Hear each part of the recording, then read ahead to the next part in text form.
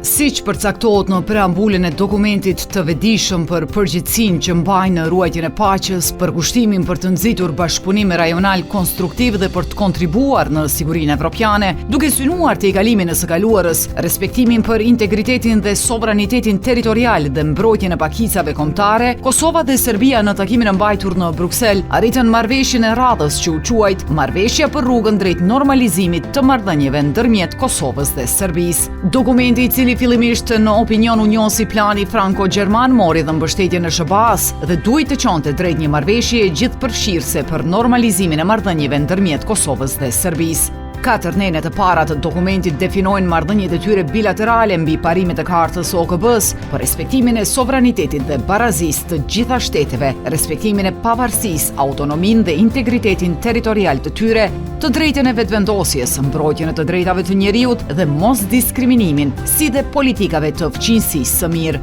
Më konkretisht, palët obligohen të njohin dokumentet dhe simbolet shtetërore të njëra tjetrës, duke përfshirë pasaportat, diplomat, targat dhe bulat doganore. Kosova dhe Serbia sipas këtij dokumenti duhet të zgjidhin çdo mosmarrëveshje mes tyre ekskluzivisht në mjete paqësore, duke u përmbajtur nga kërcënimi ose përdorimi i forcës. Po ashtu, asnjëra palë nuk mund ta përfaqësojë tjetrën në arenën ndërkombëtare ose të veprojë në emër të saj dhe që Serbia nuk do kundërshtojë anëtarësimin e Kosovës në organizatat ndërkombëtare.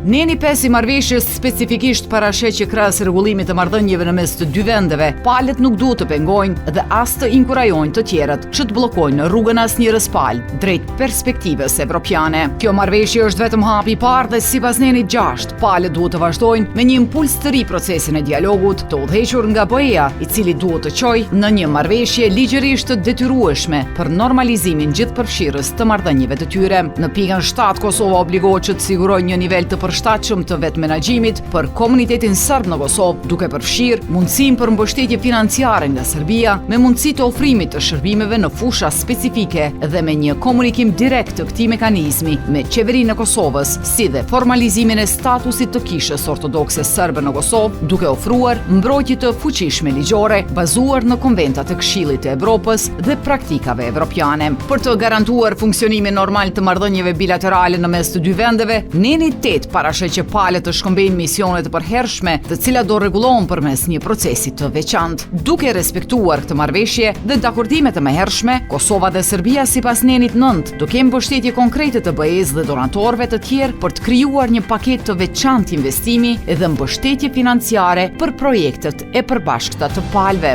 Kësaj, neni pasues obligon edhe një herë palët që të zbatojnë të gjitha marrëveshjet e kaluara të dialogut, të cilat mbetën të vlefshme edhe të detyrueshme. Dialogu Prishtinë-Beograd për marrëveshjen për rrugën drejt normalizimit të marrëdhënieve ndërmjet Kosovës dhe Serbisë përcaktonte edhe një takim të radhës për planin e zbatimit të saj. Ky takim u mbajt në Ohër me 18 mars 2023, ku definua aneksi i zbatimit të marrëveshjes drejt normalizimit të marrëdhënieve Kosovë-Serbi.